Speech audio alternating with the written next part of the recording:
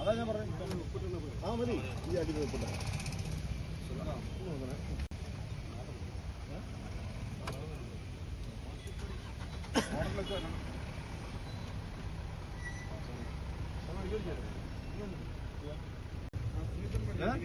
അതിന്റെ പരിപാടി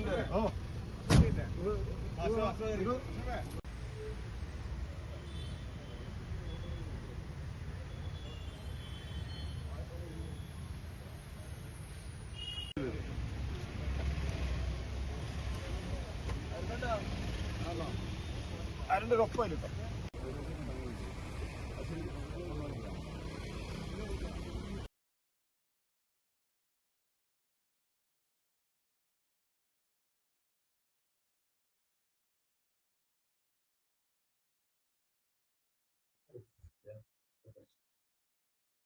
ഈ കേസിനാസ്പദമായ സംഭവം ഉണ്ടാകുന്നത് ഈ കഴിഞ്ഞ 19-ാം തീയതിയാണ്.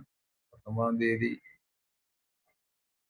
20-ാം തീയതി പുലർച്ചെ നമുക്ക് ഈ സംസ്ഥാന തൊഴിലാളിയുടെ ഒരു മകള് മിസ്സിംഗ് ആയി പറഞ്ഞൊരു പരാതി കിട്ടുകയാണ്. പെട്ടെന്ന് തന്നെ നമ്മൾ അന്വേഷണം ആരംഭിച്ചു. നമ്മൾ കേസ് രജിസ്റ്റർ ചെയ്യാൻ വേണ്ടിയിട്ട് അവരെ മൊഴിയെടുത്തു. ആ സമയത്ത് തന്നെ ഒരു 10-10:30 മണിയോടുകൂടി ഈ പെൺകുട്ടി വീട് തിരിച്ചെത്താൻ. പെൺകുട്ടി വീട്ടിൽ തിരിച്ചെത്തിയ സമയത്ത് പരിക്കുകൾ കണ്ടതുകൊണ്ട് നമ്മൾ പെട്ടെന്ന് തന്നെ മെഡിക്കൽ പരിശോധനയ്ക്ക് വിധേയമാക്കി. മെഡിക്കൽ പരിശോധനയ്ക്ക് വിധേയമാക്കിയപ്പോൾ സെക്ഷൽ അബ്യൂസ് നടന്നു എന്നുള്ള വിവരം കിട്ടി. അതിന്റെ അടിസ്ഥാനത്തിൽ മൊഴിയെടുത്തു. നമ്മൾ പോക്സോ ആക്ട് പ്രകാരം കേസെടുത്തു. പ്രതിയെക്കുറിച്ച് സൂചന ലഭിക്കുകയുണ്ടായി. ആ സമയത്ത് തന്നെ പോലീസ് അന്വേഷിക്കുന്നുണ്ട് എന്നറിഞ്ഞതിന്റെ അടിസ്ഥാനത്തിൽ ഈ പ്രതി റിയാസ്, മലപ്പുറം സ്വദേശിയാണ്, മുഹമ്മദ് റിയാസ് അറിയുന്ന ഇയാള് കൈതക്കൊണ്ടയിൽ ഒരു വാടക വീട് എടുത്തിട്ട് അവിടെ താമസിച്ചു വരികയായിരുന്നു. അവിടെ താമസിച്ചു വരുന്ന സ്ഥലത്ത് നിന്ന് രാവിലെ തന്നെ പോലീസ് അന്വേഷിക്കുന്ന വിവരം അറിഞ്ഞിട്ട് അയാൾ മുങ്ങിയിട്ടുണ്ടായിരുന്നു. തുടർന്ന് പിന്നെ പോലീസ് അദ്ദേഹത്തെ അന്വേഷിച്ച് നടക്കുന്നതിനിടെ അയാള് മലപ്പുറം കൽപ്പകഞ്ചേരി, വളാഞ്ചേരി ഇങ്ങനെ ലൊക്കേഷൻ മാറി ആ ഭാഗത്ത് തിരിഞ്ഞു കളിക്കുകയും പിന്നെ ഫോൺ സ്വിച്ച് ഓഫ് ആക്കുകയും ചെയ്തല്ലോ. പോലീസ് ബഹുമാനപ്പെട്ട ACP അദ്ദേഹത്തിന്റെ സ്ക്വാഡും ഫറൂഖ് പോലീസും ചേർന്ന് പിന്നാലെ തന്നെ പോയി അയാള് വളാഞ്ചേരിയിൽ നിന്ന് പാലക്കാടേക്ക് ബസ് കയറിയതായിട്ട് വിവരം കിട്ടി. പാലക്കാട് നമ്മളെ പോലീസ് ടീം എത്തിയ സമയത്ത് അവിടെ നിന്ന് ഇയാള് സേലത്തേക്ക് ബസ് കയറിയായിട്ടൊരു വിവരം ലഭിച്ചു. പിന്നെ പോലീസ് ടീം സേലത്തെത്തുമ്പോഴത്തേക്കും അവിടുന്ന് ഇയാള് കഴിഞ്ഞത്. പ്രതി ഫോണ് ഉപയോഗിച്ചിട്ടുണ്ടായിരുന്നില്ല.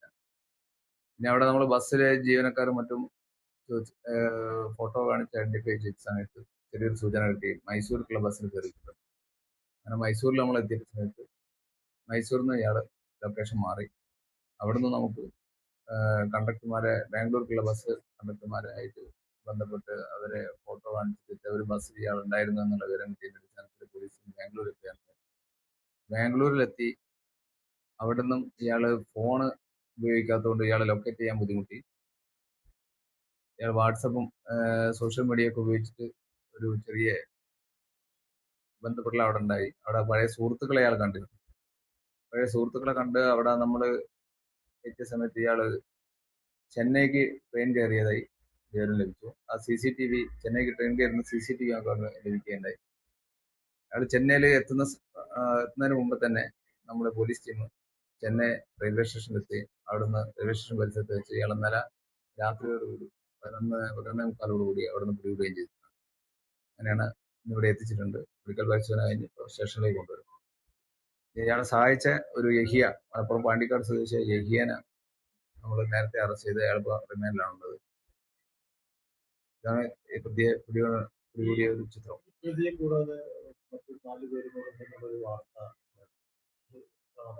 അത് പോലീസിന്റെ അന്വേഷണത്തിൽ ഇതുവരെ അങ്ങനെ ഒരു സംഭവം നമുക്ക് അന്വേഷണത്തിൽ വെളിവായിട്ടില്ല.